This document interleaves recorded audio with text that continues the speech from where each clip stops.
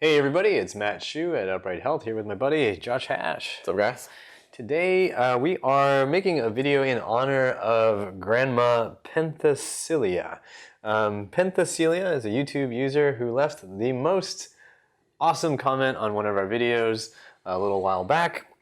She said, I very recently succeeded in performing goblet squats below parallel with a 15-pound dumbbell. I had never tried them before because I assumed I would never succeed. I am 64 and a half and just getting into my groove. I want my grandson to be proud of his Grammy. Smiley face.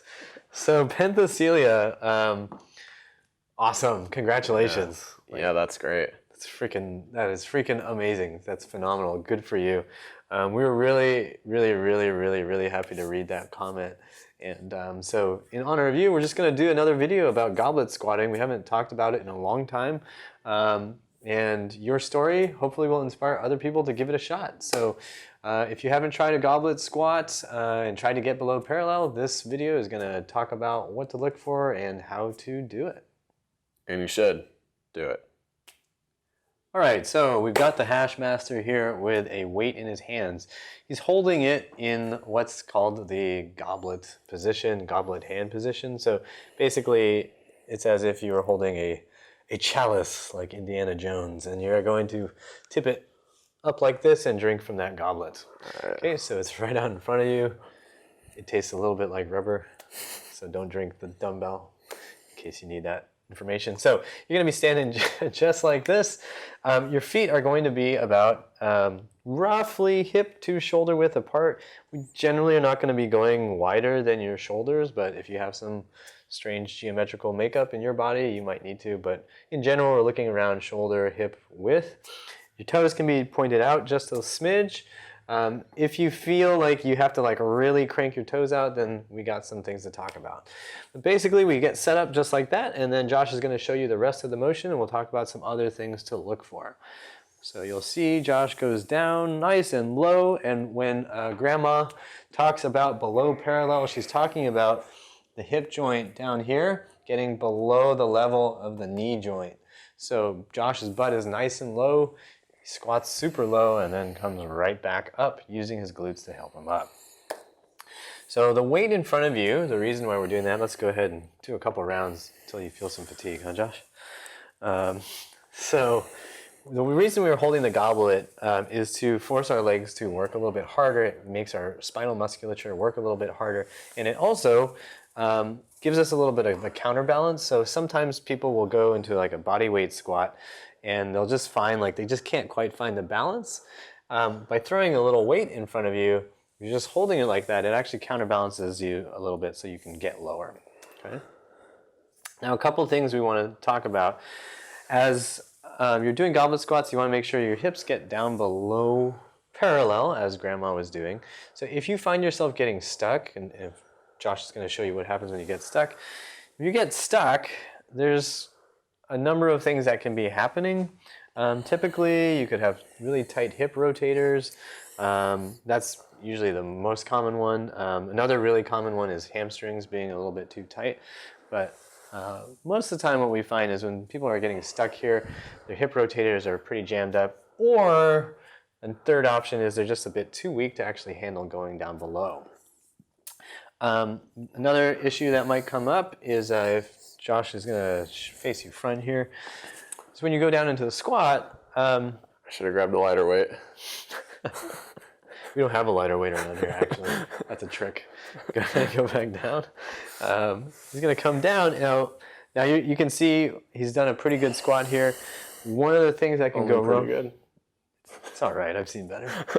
When let's do one more this time. Let's show them knees caving in here. So if you start noticing your knees start coming together, that's not a good thing. You want to actually activate your lateral hip muscles by pulling your knees out a little bit. We don't want to go crazy, so we want to go but we want to make sure the knees don't start caving in.